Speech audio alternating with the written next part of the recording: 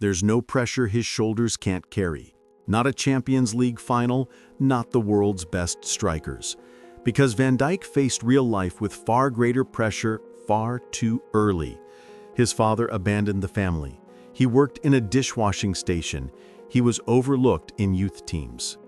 At 20, he came back from the brink of death and built a wall of steel around his body.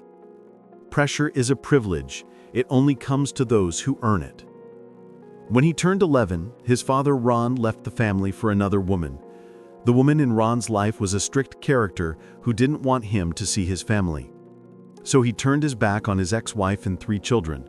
A tough life awaited Van Dijk now, with his 2 siblings and an abandoned mother. That day, at just 11 years old, he became a man. Because life doesn't make you a man with your age, the beard on your face, or your mustache. It's the punches you take that make you who you are. This punch, straight to Van Dijk's heart, this responsibility forced him to grow up early. Van Dijk's uncle, Fo, is the person who shares the most about those days. He talks about how his sister worked constantly to look after her children, cooked for them, and took care of their schools and studies. The greatest victories come from the hardest battles. Frank Bruegel had a mid-level goalkeeping career at teams like Roosendaal and William. He had dedicated himself to his administrative role at William and to the development of his son Jordi, who wanted to be a goalkeeper just like him.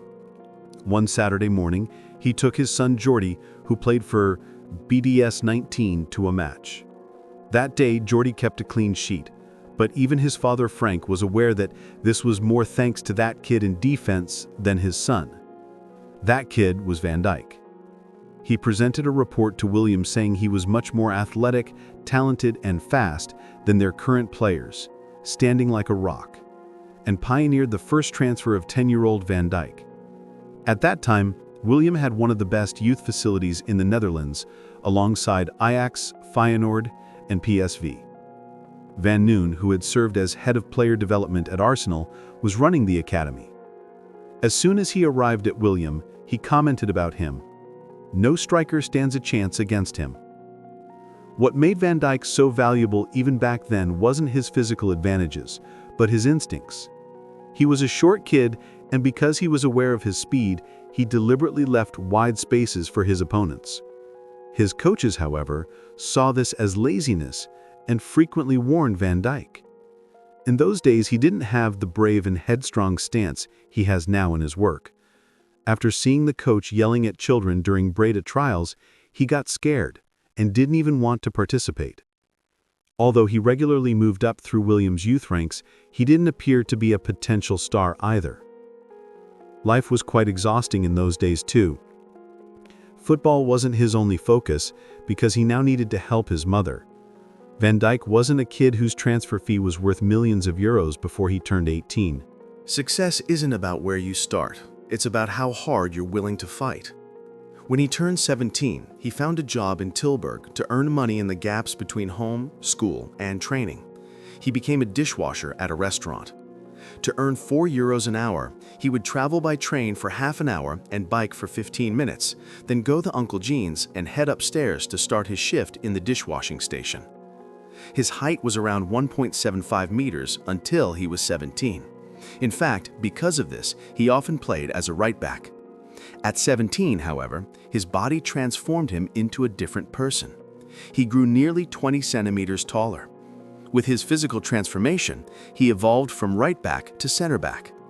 Willem, meanwhile, was struggling to stay in the league, so no one was thinking about bringing up a kid from the youth system who showed potential. At 17, Van Dijk wasn't a player worth astronomical fees. He was a youngster who was being considered for release from the academy before being promoted to the first team. The technical director, Fons Groenendijk, a former Manchester City midfielder, never saw him at first-team level, never trusted him, and of course, never gave him playing time. Sometimes you have to leave where you're comfortable to discover where you belong. It was Groningen who first believed in Van Dijk at a professional level. After Bruegel secured the deal, Willem offered a contract extension, but Van Dijk gave him his answer: "It's too late." And so began his 265-kilometer career journey from Breda to Groningen. The Koeman family played a crucial role in Van Dijk's life. It was Martin Koeman, a former center-back and father of Ronald, Dutch national team manager, who brought Van Dijk to Groningen. 3 years after making this discovery, Martin passed away at 75, unable to see Virgil's development. Even though Van Dijk came on a free transfer, he wasn't initially seen as a successful signing. His biggest flaw was playing football too carelessly. He held onto the ball too much in defense, attempted dribbles, and didn't feel the need to move quickly when opposition forwards launched attacks. Even though he trusted his strength and speed, he couldn't make the coaching staff understand this. His Groningen days began not only with a career challenge, but with the biggest test of his life. He was living alone, far from his family. He fell ill. At first, they thought it was the flu, that he had caught a cold. His appendix had burst. He was suffering from both peritonitis and a kidney infection. He was in fever and pain. He needed surgery. When you face death, you learn what truly matters in life. Due to the seriousness of his condition, his mother was called to the hospital, and Van Dijk was even made to write a will. He was now 20 years old. The illness he went through and the time away from football completely changed his approach to life. He had never cooked a meal for himself before. He was a young man who constantly ate junk food and fast food. He decided to become a professional who paid much more attention to his nutrition and extra training sessions. The closest I came to death became the moment I truly started living. He recovered from chronic knee and groin injuries through regular physiotherapy work. He removed his father from his heart and from his jersey too. He decided to wear only his first name, Virgil, on his back, not the Van Dijk surname. His coach, Dick Lucius, discovered how to get the best out of him. He saw that Virgil's shoulders were used to pressure and strong enough to carry it. He put constant pressure on him. He treated him harshly and reaped the rewards. "I'm very grateful to my coach, Dick Lucius," Van Dijk would later say. The young man who earned €1,500 a month and cycled to training transformed into one of the elite center-backs of the Dutch league within a year. Along with Tadic, Lucius considered him one of the team's 2 most valuable players. First, Tadic left for the big stage. Van Dijk was now a sword too sharp for its sheath. He was too good to be playing for a mid-table team in the Netherlands. When others doubt you, that's when you must believe in yourself the most. However, the Dutch weren't aware of this. After Marco van Basten and Alderweireld's departures, Ajax's general manager Hans Nyland called Groningen. "Who do you think is better, your center-back or Van der Hoorn?" he asked. Even though he received the answer, Van Dijk is definitely better, he didn't listen, because Van Dijk was still a youngster who was viewed with distance in Dutch football. His desire to play with the ball and his confidence were seen as unnecessary. Ajax didn't sign Van Dijk. They transferred Van der Hoorn from Utrecht instead. PSV was also looking for a center-back. They brought Jeffrey Bruma, who couldn't find playing time at Chelsea, into their squad. Feyenoord had De Vrij and Martens performing well in their defensive line. Interest from the Netherlands was limited to a few inquiries. Van Dijk left the Netherlands with a signature at the Hilton Hotel in Amsterdam. If the Dutch didn't believe in him, he should try his luck abroad and prove himself in the Champions League among the best. Celtic scout Neil McGuinness wrote in his report on Van Dijk, "Virgil has all the tools needed to be successful: pace, power, technical ability, aerial ability, and one-on-one defensive timing, aggression and decision-making. Not a finished product, but could be one of the best," he noted. Sometimes, the greatest opportunities come from being underestimated. Convincing his club wasn't easy. Other teams were at the table too, so he had the footage he compiled about Van Dijk watched directly by technical director Neil Lennon and his assistant Johan Mjalby. With a quick, clear offer, Van Dijk signed the contract that would earn him good money for the first time in his life. Only 2.5 million euros was paid as a transfer fee. At his first training session, teammate Chris Commons admitted he thought, "How did we manage to get this guy before anyone else?" As soon as he arrived, he played 47 matches. In the Champions League, he beat Ajax, the team that didn't want him. Against his childhood dream team Barcelona, he put in an individually impressive performance. With dreams of playing for Barcelona one day, he had even taken Spanish lessons at a young age. His confidence in defense paid off in his football. He won almost every aerial ball. He was the architect, along with Fraser Forster, of the team's longest clean sheet record in the league. He scored 5 goals.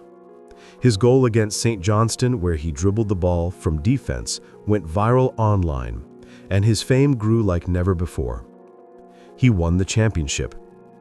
In his second year, at 23 years old, Van Dijk received the reward for the responsibility he had carried for years. In addition to the qualities he had specialized as a defender, he added a scoring ability not expected from a center-back. His season as a center-back partner with Jeffrey Denier ended with 10 goals and 6 assists in 58 matches. He added free kick goals to his repertoire along with headers. With his powerful and steep shots, he became the team's free kick taker. He won the championship again. Greatness isn't given, it's earned, one challenge at a time. Van Dijk could no longer fit in Scotland either. 5 years earlier, Martin Koeman had brought Van Dijk to Groningen. Now it was his son, Ronald Koeman, managing in a better league. Southampton paid only 15 million euros for his transfer fee.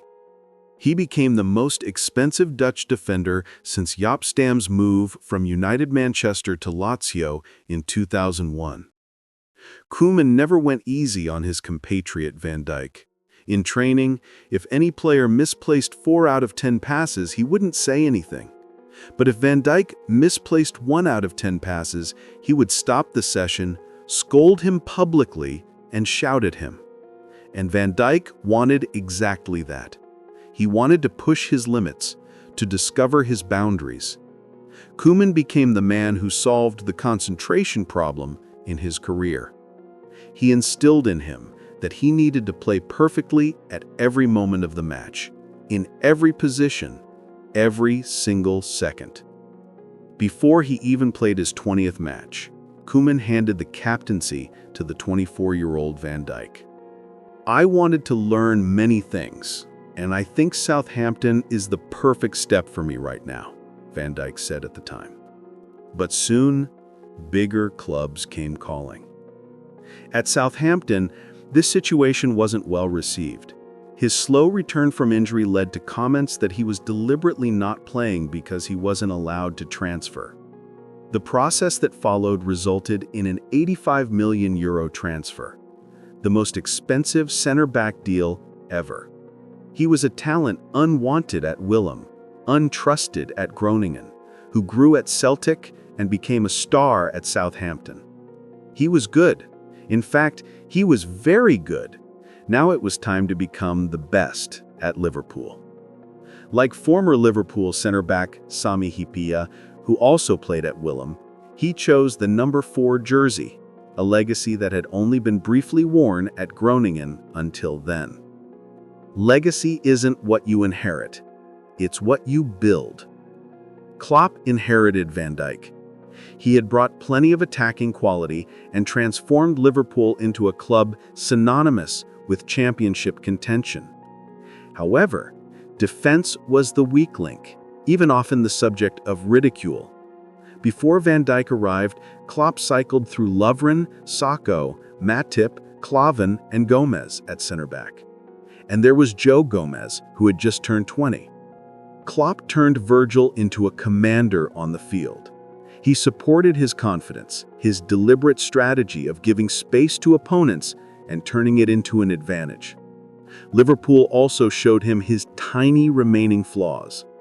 Knowing he could catch up, Van Dijk said he got rid of the habit of not sprinting back, thanks to Captain James Milner. Milner was the only person on the field who could scold him, saying, "We don't care if you can catch up. Get that ball now and stop the goal." Virgil wanted them to shout at him, to tell him all his flaws. He listened, and he did it. In his first half-season, they finished 4th in the league. In his first full year, they came 2nd.